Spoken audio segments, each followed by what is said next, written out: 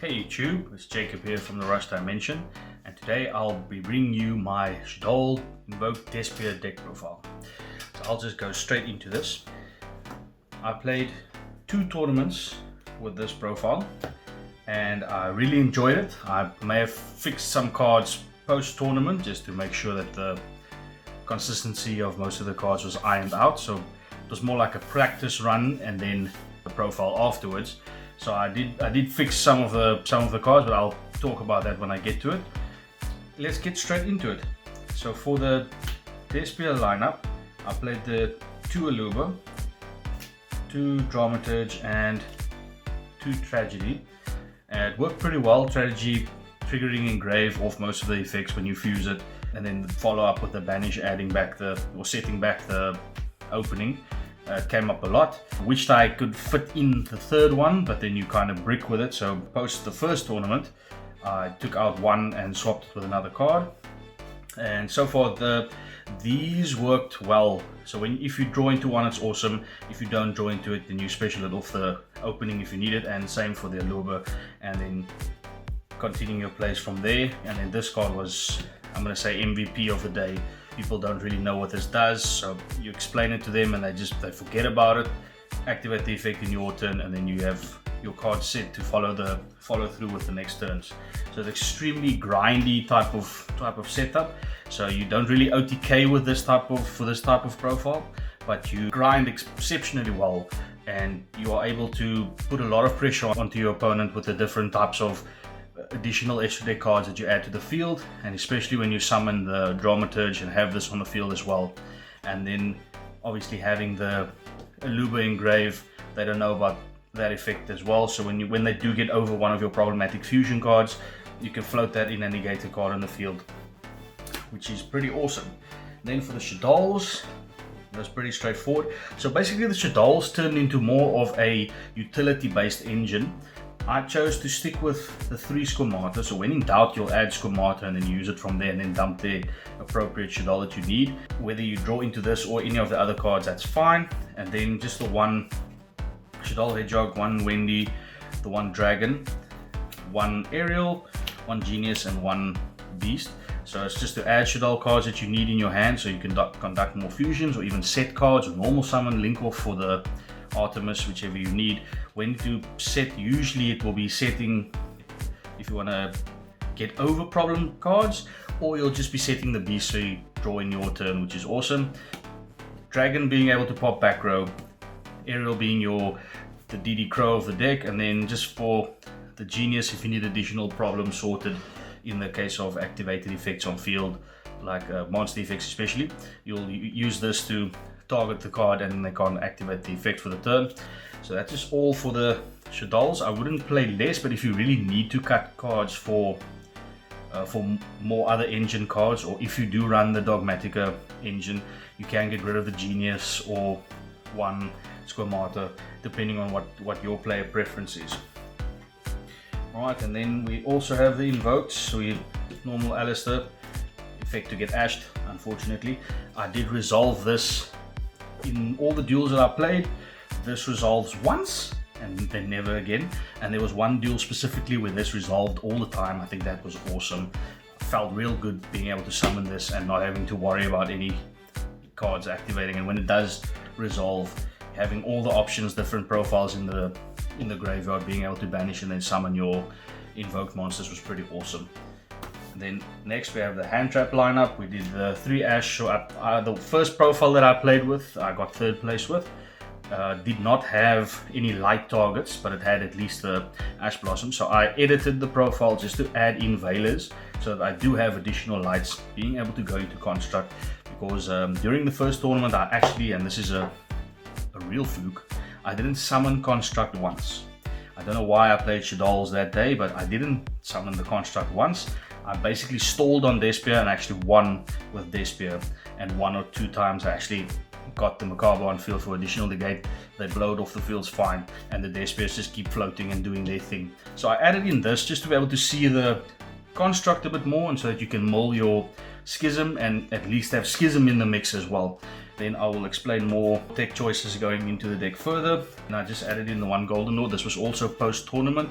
I needed this in the decks to be able to send this from the Shaddoll fusion, and having an additional body that you can float back, being able to beat over extremely large cards, which some of the cards that we have not being able to do that. So this helps just to push over that.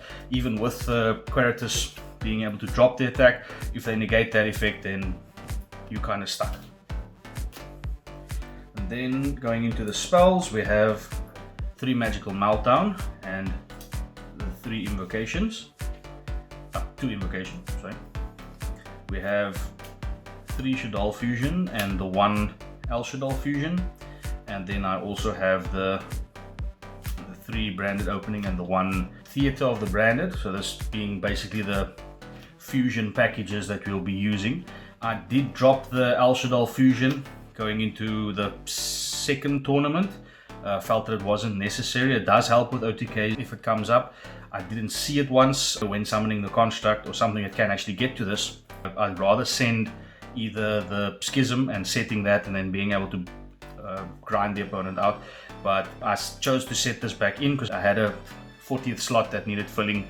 There was a few duels where I didn't have enough fusion cards in hand, but more than enough, either hand traps and Shaddolls or Despias and so forth, but couldn't resolve a fusion because I didn't have any fusion cards. So I thought adding some sort of a fusion back, like El Shaddoll Fusion, should be able to sort that out. And when the next Despia support comes and you get branded in red, this will be changed to the branded in red because it's actually a searchable quick play fusion spell. If you need OTK presence, you can actually use it for that as well. And then just the last 2 cards, it was the 1 Foolish Burial and the 1 Schism. Foolish Burial was not in the profile for a while. I actually had in Gold Sarcophagus to being able to send the Despia Tragedy, banishing it, and then from its effect you can add your Despia monsters, which is fine. So I thought, okay, well, Foolish Burial kind of does the same thing, but at least you can send your Shaddoll cards as well if that comes up. I would have preferred running both of them and then just more copies of the Despia Tragedy because it's a real good card, but it just did not have the space. And then Schism doing what Schism does best. The first tournament that I played did not see Schism at all. I might have drawn into it, I kept it in my hand, I might have set it on the field, did not activate it. The Despias themselves controlled most of the game. I didn't, obviously at some point didn't have even enough materials engraved to resolve the Schism, but it was there, but didn't need it because I was able to play through most of the boards or most of the disruptions my opponents had. Going into the extra deck, during the first tournament only played 2 construct and then dropped it to 1 because I didn't see it at all, and it just had it there for if you need to Schism and play it out. But when I added in more light targets, we could see more construct, but 3 would be a bit too much because you need some more extra deck space for other cards like your super body targets and so forth.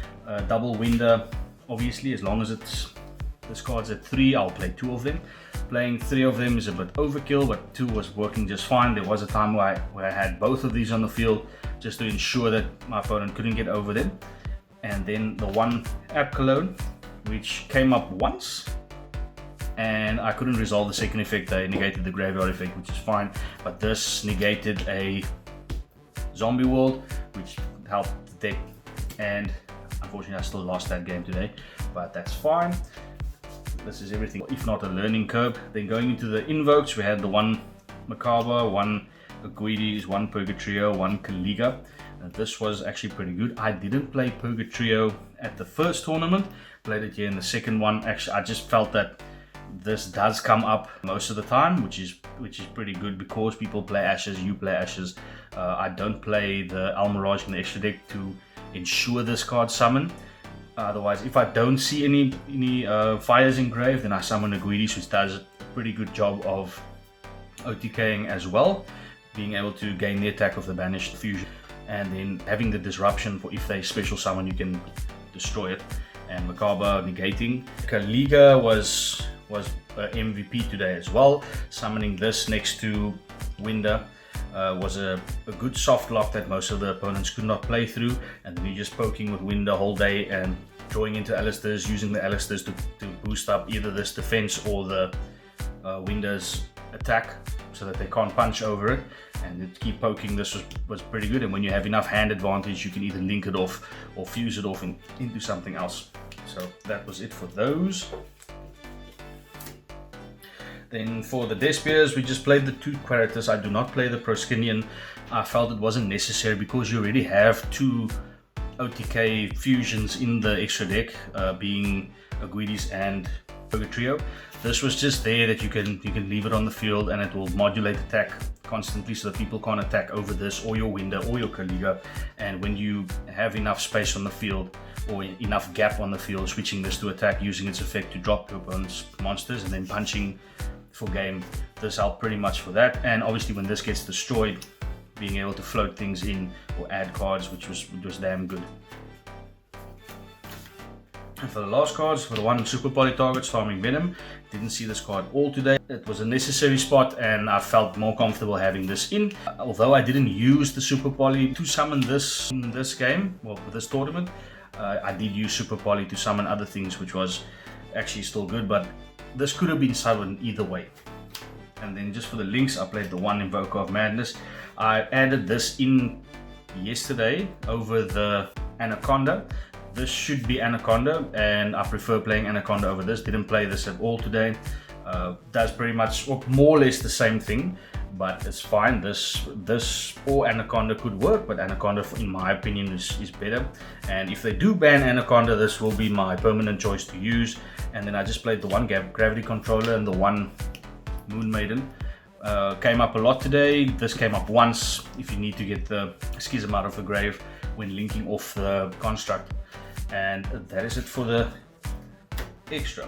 Going into the side, I played the 3 Phantasmes. This was just for being able to draw into your multiple hand traps when you're going second, and having a dark on field when starting your turn, going into your turn, well, turn 2 or your turn 1, and then having a Despia and a fusion in your hand. It makes the fusing slightly easier, and most of my hand traps are actually adjusted to be light or dark targets, so that you may use them either for invoke purposes or Shaddoll purposes or even Despia purposes.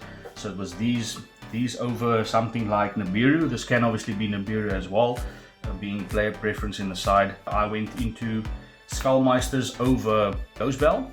Came up a few times, won me 2 games on Thursday, or the Thursday tournament, and not being once per turn was actually good. This can obviously be Lanciers. I just didn't want to draw into a Lancier having Schism on the field. It makes it a bit difficult to when your Schism needs to resolve, or you have to preemptively do it and then not get the send from the Schism if you've used the Lancier. And then I played the 3 Super Polys. This was brilliant. Back row removal, Twin Twisters. I actually only had 2 Twin Twisters in. This won me the game against the Buster Blader player because you just keep popping their cards off. And I actually had over the 3 Imperms. Imperm was in the main deck. Over the 3 Imperms, I had the Gamma package because I wanted to see my Shaddoll fusion resolve going second.